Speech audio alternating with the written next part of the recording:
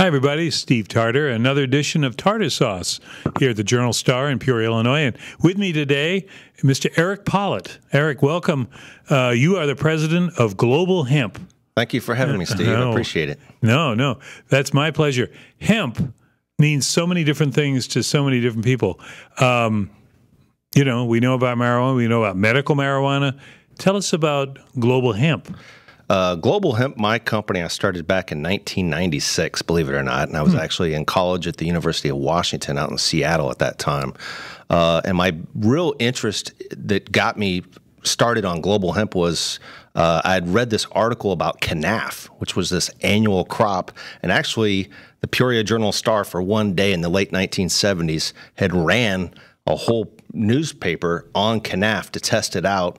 Made of cannaf? Made of cannaf. Yeah. That was actually part of the USDA Ag Lab's work because they had looked at lots of different crops that could potentially, the way that I think of it is when I was a kid, you know, we're in the, this is Caterpillar, you know, Peoria. Right. And people told me when I was a kid that if we ever go to war, Caterpillar can take these factories and turn them around in 2 weeks and make army tanks. And so I think that kind of that same post-World War II logic was around as to what happens if there's some really bad emerald ash borer or something that goes through and destroys the forest, or you have raging forest fires like we have now out west. What do you do? Because a tree takes 20 years to grow, and if you had a forest fire, you just lost 20 years of inventory. So I think that at that time, the USDA was looking around trying to find out what would be the alternative for this war effort. You know, what happens if the proverbial hits the fan? Yeah. And we need to do something. And they looked at a lot of different annual crops, and cannaf came up as their number one. And in this article, I'd read that the only problem was that they needed to figure out how to make a little bit of innovation on the harvesting and processing, but otherwise you could make paper out of it. And the Journal-Star actually proved it by having one day's 1977, 79 or so. There was actually a 100% cannaf paper ran. That whole edition was on cannaf. So too bad we didn't save one. That might have been a good one. So here what I did is I looked, I got on the internet for about the first time in about late 1995, and I thought, well, what do you do on the internet? You know, and I go to Alta Vista or whatever it was at that time, and I thought, oh, cannaf. I want to know more about cannaf because I remember reading this article about it. So I kept coming across these websites. You know, there's the Rainforest Action Network and all these other ones that had said, hey, you know, cannaf is great, but let's face it, if you're really going to do the right thing, you do hemp. And here I was. I mean, I was a college student. And I thought, well, isn't that just the marijuana people just trying to find a way to get in the back door? There they go again. That sort of a thing. So and here I was a college student. I wasn't you know, someone that was a politician or something. I mean, that was actually my gut reaction. And I kind of threw it off at first. I thought, oh, well, yeah, that's just what they're trying to do. And then the more and more that I kept reading, I found out that, well, actually, hemp does seem to be the right thing. So then I started, I opened up, I got rid of the giggle factor, and I really looked into it seriously. And I thought, well, it's actually better than cannaf. Cannaf is a subtropical plant, which is related to cotton and okra. So it really grows well in Naples, Florida, and south of there, which pretty much means most of the United States. Yeah, correct. So the Midwest, I mean, if you go from Minnesota all the way down to Kentucky, Ohio, over to Nebraska, hemp would grow without irrigation if not necessary. I mean, it's made for our climate, and it would produce quite a bit of material for these fiber purposes. Well, I mean, we did it during World War II. Yeah, we did. Yeah, there was the whole Hemp for Victory program, which was the Commodity Credit Corporation that set that up. And that is why when people see feral hemp, which is better known as ditchweed. There we go. Which I ran into a lot of it this last weekend. That is what that's from. That is actually all from the war effort of World War II, where the Japanese had cut off the supply of what's known as Manila hemp, which is not the same thing as cannabis hemp. But for all intents and purposes, that's what the U.S. military, what the Navy was using for rigging on ships, for even webbing for belts and parachute strings and all this other stuff. They're using Manila hemp that came from the Philippines, and the Japanese cut off our supply. So that's when the U.S. government said, whoa, we need to find an alternative. And they had made hemp essentially illegal with the 1937 Marijuana Tax Act, which was, World War II time. That was only a couple years prior. So then they kind of turned the pages and they told farmers, hey, start growing hemp. It's okay. Yeah, grow this stuff. Yeah. And so they had about a dozen mills in Illinois alone that were growing hemp for fiber. And this, just so people know, the folks that are watching or listening, it's not the same. You can draw the distinction between the marijuana that you smoke to get high and the marijuana that you use for all these products and the stuff that's right here in front of us. Correct. Yeah. If you look at it, everything is cannabis. Okay. So I tell people, I say, if you think of dogs, all dogs are dogs, right? They're all canines. Right. But the difference between a Great Dane and a Chihuahua is very easy to tell the difference between the two. Or even, my grandma's always had beagles, and beagles, they tend to howl when you let them outside. They're quite little gluttons. They love to eat, and so they even have different personalities outside of just their size. You get, an American foxhound looks a lot like a beagle. What's the difference? There's subtle little differences here and there.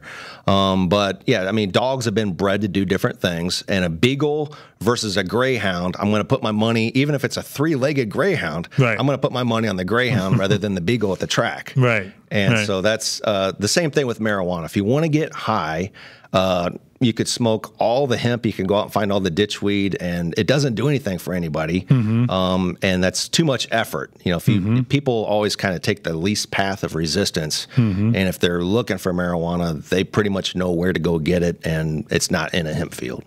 Now, we're at a time in our society, here 2018, we've got medical marijuana, we've got, now the governor has just passed industrial hemp legislation. What's that about? Because people are probably wondering, what's going on here with all these legislations? Yeah, so what happened was back in 2014, the federal farm bill was passed, and there was a section 7606.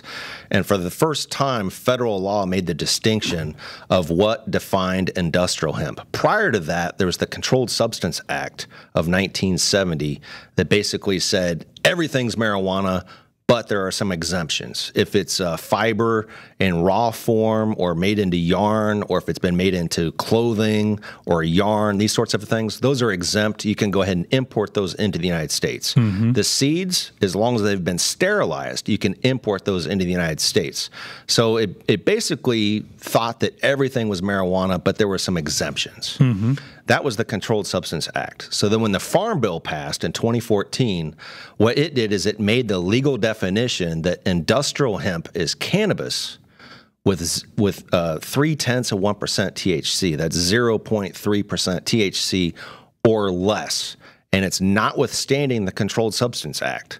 So that just means, forget whatever the Controlled Substance Act says. As long as you have cannabis, and it's either alive or dead or in a product, as long as it came from something that was legally defined as industrial hemp, it's okay. Then it's hemp. Okay. And so that, and it was really for research only. So here in Peoria, I reached out to Representative David Leach, and he was very instrumental. His first question and really his only concern is, Eric, is this good for farmers? And what's the Farm Bureau think of it? And I said the Farm Bureau at that time had their provisions that they put out, and number 69 was industrial hemp research. They were for it. And so he goes, okay, good, let's write it. Get a hold of this person here and tell them exactly everything you told me and just work with them. And so we came up with this bill that was going to allow farmers to become licensed. And then 2 hours prior to the hearing in the House, the Farm Committee came up, and the Department of Agriculture actually spoke out against it. And I thought, but they didn't speak out against it saying, how can you distinguish between hemp and marijuana and all these other things that, if someone's going to hide something in the middle, all those old things that people used to ask, they didn't ask anymore. In fact, what they asked for was $1 million. And so the Farm Committee said, well, $1 million for what? And you would think that maybe on a napkin or something that they had this written down, but they really didn't. And they go, well, we're going to have to send inspectors out into the field, and that has to be sent off to a lab. They're going to do gas chromatography to find out how much THC is in there. And they said, okay, you're still not at $1 million. What else? And they go, well, we're also going to have some lawyers write up some forms, for farmers to apply for it. And they got to do criminal background checks. You're still not at $1 million. And so then it kind of, without the blessing of the Department of Ag, And being that the farm committee is very fiscally conservative, they're not going to say, "Yeah, we'll just find $1 million somewhere." The state, as you know, is already in the red, and they didn't want to add any more to this. And I don't believe that there are any really large, big players in the state, such as ADM, that were reaching out saying, "Hey, we want this." Right. So what happened is it basically died. So I was pulled off to the side, and they said, "Eric, if you don't mind having this rewritten as research only, which means farmers will not be allowed to be licensed. But if we allow 4 state universities that offer 4-year degrees in ag science, right. So that's Western, ISU, U of I, and Southern, they go, those 4 universities would be able to be qualified that they could do the research themselves. Or they could possibly work with partners with sponsored research so that my company, Global Hemp, could potentially sponsor one of these universities to do some work." So I said, I compromised. I said, yes. Well, it wasn't really a compromise. I feel like I didn't have any choice. I think that they were being nice to me. What other move were you going to do? I think the Department of Ag was actually being very nice. So I said, yes, let's do that. And so we did, and that bill passed both the Senate and the House. It passed the House first. With David Leach, and then went to the House or the Senate, where it was actually LaHood was a senator at that time, and then Dave Kaler. Those two, the 3 of us made a little triangle of support, and then they reached out to their people, of course, and it passed. I think it was unanimously in the Senate, and I think it was 51-0. And when was that? That was in 2014. Okay, and then Governor Quinn waited until about August 25th, which is almost the exact same day, 4 years later, that Governor Rauner signed the current bill. And then Governor Rauner was elected as governor in the fall of 2014. And then what happened in 2014 is the Department of Agriculture didn't have a director. Governor Rauner didn't elect anyone or appoint anyone to be director at that time, and it was almost a whole year before Raymond Poe came in as director. So I kept contacting the ag about every 4 to 6 weeks, saying, "Hey, well, what are you doing with the rules?" And and this and that. And I kind of feel like since they didn't have anyone at the top to do it, they just kind of put it off. And so I lost the whole year of 2014 or the whole year of 2015. And so then 2016 came in, and I reached out to Leach. I said, "Hey, Representative Leach, this has been over a whole year. What's going on?" So he reached out, and he got an appointment for me to go to ag, and I met with the attorney there, and I said, "Hey, Kentucky has these rules. They're doing really good.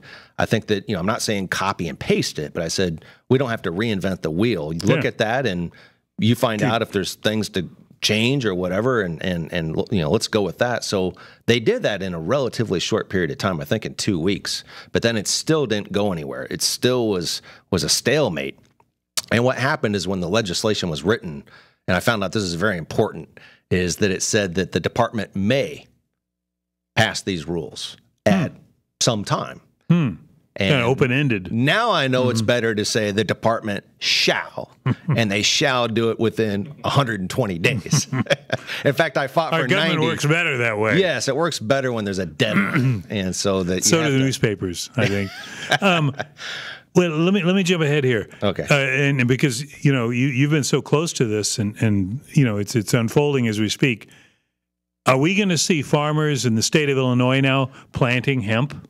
Well, you're looking at the first one to have planted. Back in May 22nd, my business partner, David Theobald, and I both planted hemp on his family's farm, which is at an undisclosed location due to the Department of Agriculture's permit. And who we're working with, they said, please, don't tell anyone where people this is have at. a stigma about hemp. Well, what they don't want is we did have the state police out there on July 11th. We had several Illinois State Police with their polo shirts that said Illinois State Police Medical Marijuana Unit. And I'm sure there's a lot of kids would love to have one of those shirts. A lot of college kids probably like to have that shirt. I'm here to inspect, or hand it over, whatever, some joke. But is that their job? Is that their job? They inspect? They go to the medical cannabis indoor greenhouse facilities.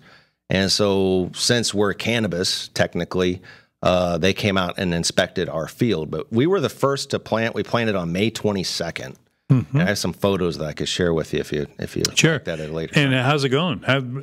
So we went out there July 11th, and that's when there was about 15 police cars that went down this little country road and back on the thing. They want us to be very quiet, not tell anyone where we're at, but then 15 cop cars go down the road. People are going to ask questions about that. Someone's getting busted. Yeah. And so they came out, and also the Department of Agriculture and the undisclosed university at this time all came there and looked at it. And then this last Sunday, I went there and we took samples that were sent off to a lab. And what this crop is so to back up for 1 second, everything is cannabis, and then you kind of split it between hemp and marijuana.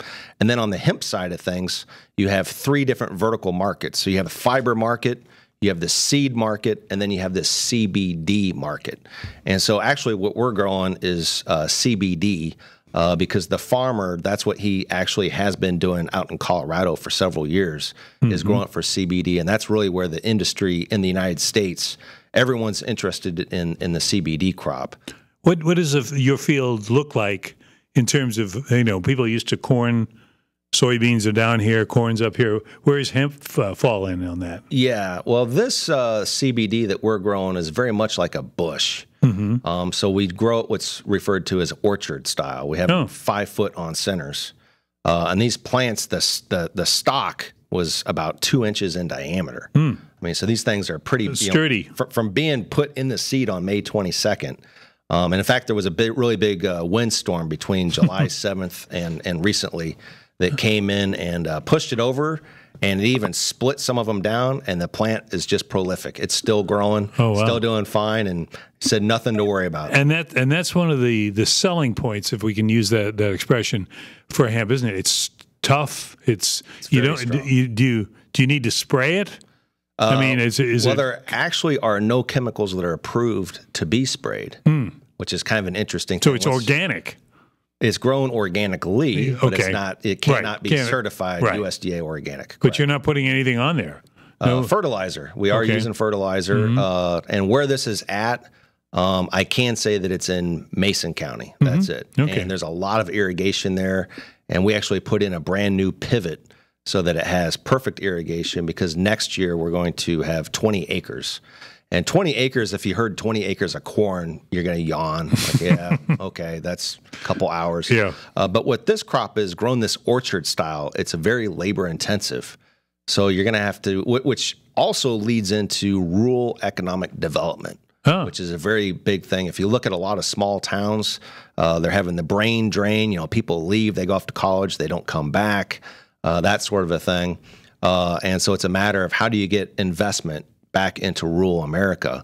And on the fiber side, so on the CBD side of things, there's a lot of labor, because this is basically like your garden. You go out and you pick tomatoes, and you got to trellis it and tie it up with hemp twine and all this other stuff to get it looking nice. And you don't do that with corn. Corn is a row crop. You have a great big combine. You go through and you harvest dozens of acres an hour. You can't do that with CBD the way that this is grown. Now, on the fiber side, a really good thing for rural economic development is that this fiber has what's referred to as low bulk density. So low bulk density is, imagine if you went off and you bought pallets and pallets and pallets of cotton balls. You could lift it up. You could actually lift probably a whole big bale with one hand. Hey, look at this. I'm able to lift a great big thing. And even if they compress it down and compress it down and compress it down, it's still not going to be as heavy as if you had a great big container full of corn or soy or wheat or coal or anything like that. And then so you can ship those items around the world as we do. But with this fiber, you can't economically ship it more than 50 miles. So what that means is if you're growing this in central Illinois, and I'm referring to this hemp core fiber, people call it herds, this is 70% of the bulk material, and you press it into making medium density fiberboard. So from a rural economic development or even a regional economic development point of view, if this product were made, say, in Peoria County, it's pretty much, or if it's grown in Peoria County, it's pretty much going to be made into fiberboard in Peoria or maybe Tazewell or Woodford, but you're not going to ship it to Cook County, right? That's just, it's too far and it's just too expensive to ship it. So that's actually one of the really big opportunities for industrial hemp on the fiber side is that you have to do manufacturing locally. Now, one of the things I hear, we've heard, and we've written about this a little bit when I was doing farm stuff. The virtues of industrial hemp are so many. I mean, you've got some examples right here in front of us, the board, and there's a shingle that's been processed. So it has all these valuable uses. So what is and you may have already stated this in terms of, your own experience with it, but if hemp is so good and you've got little places like, Canada's been involved with it for a while and Kentucky's doing things, why isn't it catching on, or maybe it will start catching on in Illinois? I mean, there's a lot going for it, right? That's a really good question. And so on the one hand, it's kind of one of those, which came first, the chicken or the egg? Mm-hmm. From another point, I think that I have my own take that I think a lot of people would agree with once they've heard it. And that is, if you look at Kentucky, Kentucky's done a really good job. But the difference between Illinois and Kentucky, I mean, there's several differences that are worth noting. Mm-hmm. One is that Kentucky's had really good leadership, and they didn't just get interested in this a couple years ago. They've also been working on this. There's Andy Graves, for example, down in Lexington, Kentucky. They've been working on this for over 20 years. Wow. And what they were tobacco growers. Well, you had the great big huge tobacco settlement, lawsuit settlement. They said, tobacco is not addictive, tobacco doesn't cause cancer. And then finally those tobacco companies were sued and a whole lot of money went into a great big fund. Mm-hmm. So what they do in Kentucky is they don't have land that is as fertile as we have in Illinois. Mm-hmm. So if farmers in Illinois are getting 250 bushel per acre of corn, Kentucky can't do that. Right. Plus, they're growing tobacco, which is one of the most profitable crops to grow on an acre, and they don't want to go to corn. Mm-hmm. that's corn is very much high volume, low margin, high volume, and they want do a little bit of volume, get a huge margin. Don't we all? Yeah, right? Yeah. But the thing is so that's what they got started off with. And so this Andy Graves, who's a farmer down in Lexington, Kentucky, former tobacco grower, what they lucked out on is that they reached out to the University of Kentucky, who had already had some experience with doing tobacco, and the CBD is somewhat dried in a similar manner that they do with tobacco, and there's kind of a curing process and that sort of a thing. So they lucked out on that. And on the other hand, they got a $500,000 grant that came out of this tobacco settlement lawsuit, and they actually purchased the former campus of a tobacco research center. So what used to be a tobacco research center is now a hemp research center. And so that leadership that they have in Kentucky at the government level, which we don't really have here so much. No, not so much. And it would be great if I will give a lot of credit.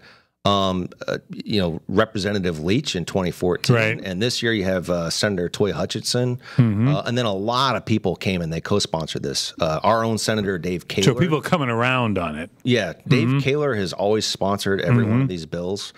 So we've had a lot of, actually, if you go back to 2014, there was kind of a central Illinois / the Tri-County area region were really the supporters. We were kind of like where Lexington, Kentucky is, just maybe 20 years behind. Yeah, but we could be a hemp center. We could very well be. Yeah. And so, Kentucky, so if we fast forward to this year, there's the Farm Bill.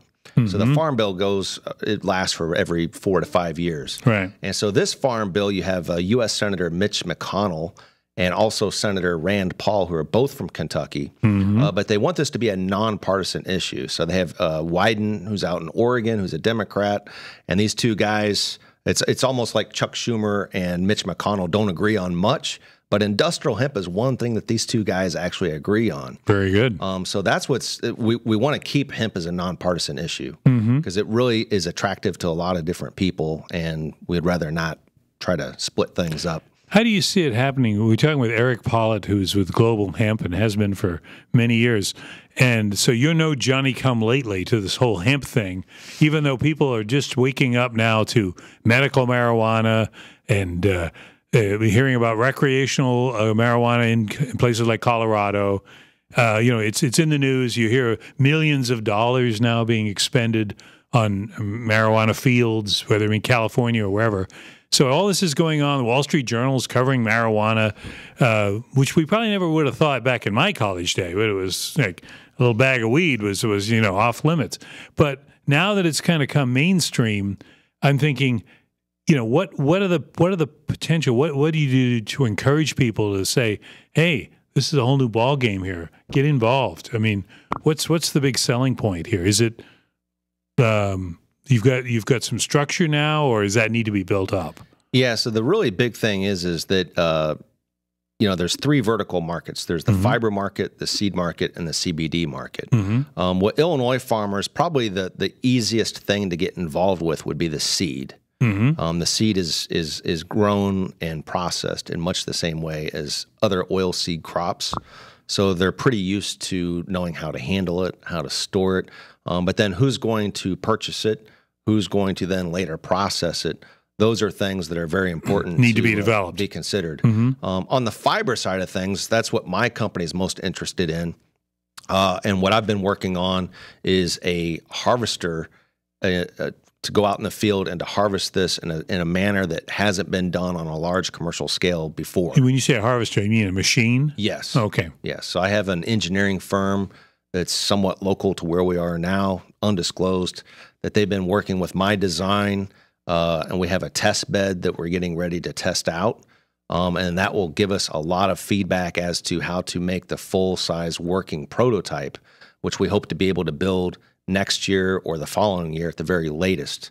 And then we'll have a very small amount of hemp growing next year for fiber in Illinois and also some down in Kentucky that we'll use that machinery on because we need to have a crop that is available to process in the field multiple times in the year. So we'll need to have this stagnated about every week so that when we go to harvest, we can harvest this 1 week, find out how to tweak and make different adjustments to the machine, try that the second week. There's another thing we weren't thinking of. Let's make that adjustment, go the next week. And hopefully by the second or third year, we'll have a machine that will be 100% ready to go into commercial scale farming. And that should probably accelerate the development of what are the big hemp states? What do you say? Because you mentioned Kentucky soil versus Illinois soil.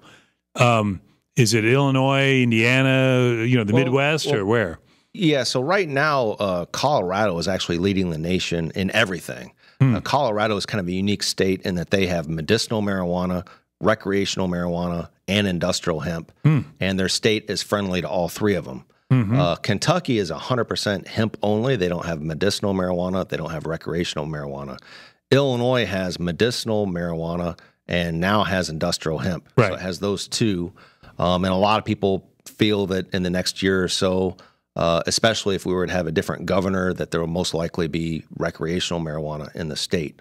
But to go back a little bit on the Kentucky, they have a different kind of soil than we do. But Illinois farmers, I get a lot of farmers who are interested, but a lot of them don't want to be involved with making it happen. They just, and I'm not giving them a bad name, but it's just kind of maybe the culture that we have is a little bit, since Illinois farmers have soil that they know is very productive and anything they put in that ground is going to be productive, they're more choosy. They're not dreaming as much. Whereas Kentucky, they know like corn, write it off. Soy, we're not going to make any money off of that. I mean, a lot of Illinois farmers might even say the same thing about that right this now. year. But but what they're looking at is no. Illinois, it's not a matter of will it grow here. They know it will grow here. They just want to know, will it be profitable? And let me know when I can do it. Give me a call. So in other words, it's kind of like if you're going to have dinner, no one wants to come over and help you get ready, and then no one has time to clean up afterwards. But they will sit down and eat. They will sit down and eat. Well, and there's interest in, as I think you just said, the whole the industry needs to build up a little bit. In other words, infrastructure. What do I do with this once I take it out of the field? Where am I going with it? Can I be assured of a good price? What is the price? I mean, could they possibly sell it to another country? Well, it's also not all the same either. So if you grow fiber, there's different kinds of fiber. There's different grades. The same thing goes. And you've got examples of that here, probably. Yeah, and the same thing goes with the seed. I mean, one seed will be a little bit higher in oil, and maybe your big end goal is to crush it for oil and use it for oil purposes. Another might be that you're just trying to shell it, and you just want to you want to de-hull it, just like what you do with a peanut at home. You might take a peanut and you pop it open and you eat just the peanut. You don't really want the red skin part so much. You don't want, certainly don't want the shell.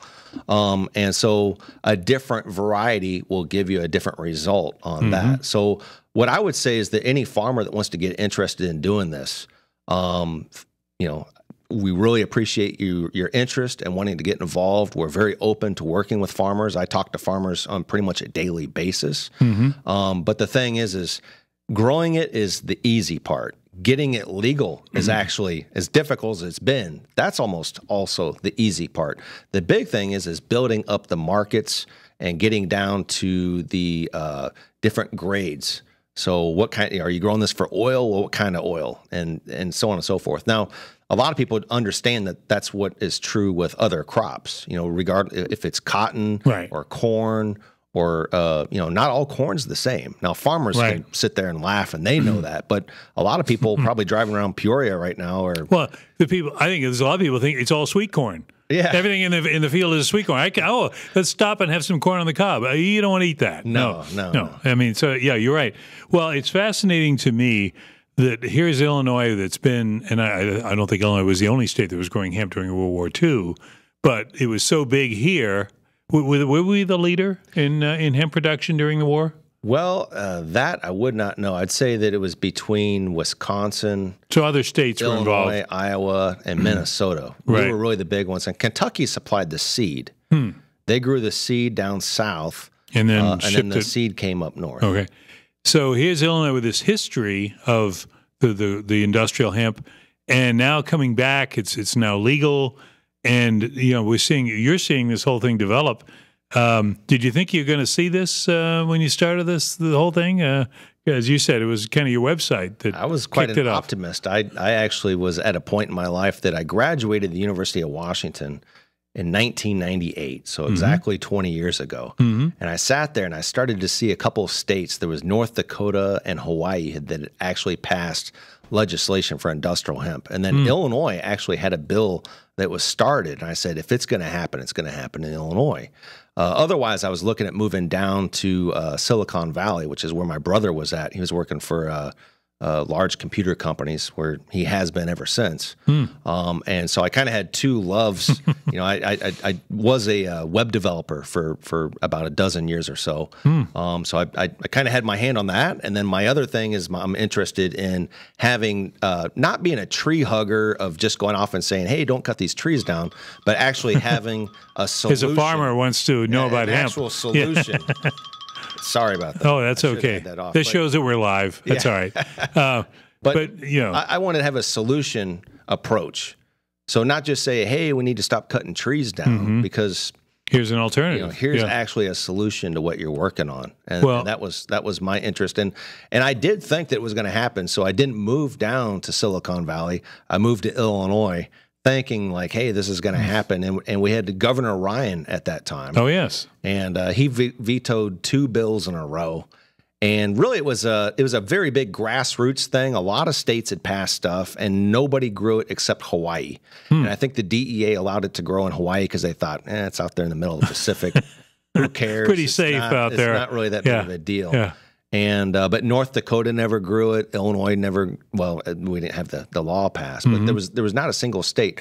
What the big issue has always been is getting the federal government to do what they finally did in 2014. The only reason why Colorado and Kentucky and all these other states are doing anything now is not because what the states have done, not to belittle that, but it's the federal government has always been the proverbial elephant in the room. And so what we're really going to have right now is in 2018, this farm bill, it passed the Senate and the House. The Senate, Senator Mitch McConnell had his hemp amendments. He had a separate hemp bill that he then amended to the farm bill, and that passed the Senate. The House did not have those provisions in there. So now it's in committee, and Senator Mitch McConnell put himself on that committee. And so they're going to duke it out. And We'll see what happens. According to Senator McConnell, hemp is not even being argued. It really, in the Farm Bill, what a lot of people don't realize is 80% of the budget of the Farm Bill is SNAP, which is food stamps. Right. So that's what the really big argument is. And then this is, of course, the midterms. So I believe it's all politics. I believe what's going to happen is they're going to put an extension on the current Farm Bill for so many months. After the election, they'll then come through and they'll pass it. And then at the federal level, we will have industrial hemp as completely being pulled out of a Schedule I substance. It will not be subject to the Controlled Substance Act whatsoever at all. And it will also specifically put in that CBD that comes from industrial hemp is 100% legal, which has been an issue in the last 4 years. It's been a legal gray area. It depends who you ask. And if you ask even attorneys, 5 attorneys are going to give you 5 different answers. And so this kind of puts an end to that once and for all. And so we're going to have the federal level, and then we have Governor Rauner sign the bill here in Illinois. So it's coming together. The right time at the right place. Well, Eric, we thank you for kind of bringing us this whole kind of a quick study. We need to have you come back maybe for a progress report because obviously I think this is not just because, hey, we want everyone to start growing industrial hemp, but because it just, as you said, as you sort of believed from the beginning, it is an alternative, and it makes so much sense. You can make so many things out of it, and we can grow it readily, and why not? And get the stigma, away from it. The big thing is the stigma, and I gave a speech at the Mason County Farm Bureau back in March. And in that, I put out a survey, and I told people, I said, I won't disclose your name, but just go ahead and fill this out. And one of the things I had on there are what are the reasons why you would be interested in growing industrial hemp? And then also, why would you not be interested? And on that, I had a multiple choice as well as an other, and you fill it out whatever you want. And almost everyone filled out the one checkbox that I kind of assumed that they probably would, and that was the social stigma. And I've been in this industry for 22 years. And there is a social stigma that people are going to laugh at you for a while. They're going to say, "Hey, you're at the diner in some little 500 population town. Hey, Steve, how's your pot crop going?" And they know that you're not growing marijuana, but they're going to tease you and joke with you and that whole thing. The association is there, and some people are just gonna they don't want to deal with that. Right? They don't want to. They don't want to be a part of that. Right? Especially in rural America, agriculture is very conservative. No one wants to be laughed at, or that whole sort of a thing. So that is a little something. So education is always key. And then the other half of that, if we were only going to split this in two, would be that building these markets is going to take a lot of money, and it's going to there's going to be a lot of time and going after the right market. The one thing with hemp is there's so many things you can do with it. It's not a matter of can you do things with it. It's what is technologically feasible, but even more importantly, is it economically feasible? Well, Eric, next time you come on, we'll have to. I've got your theme for you, Peoria, Hemp Town, USA. Question mark. We don't know. We'll find out. Does it grow in Peoria? Does it grow in Peoria? Very good. Eric Pollitt's been our guest on Tarter Source. I want to thank Matt Dayhoff at the controls, getting this out to everybody. And folks, remember your industrial hemp. It's waiting for you there in the future or at the present. Anyway, we'll see you next time on Tarter Source. All right. Thanks, Steve. You betcha.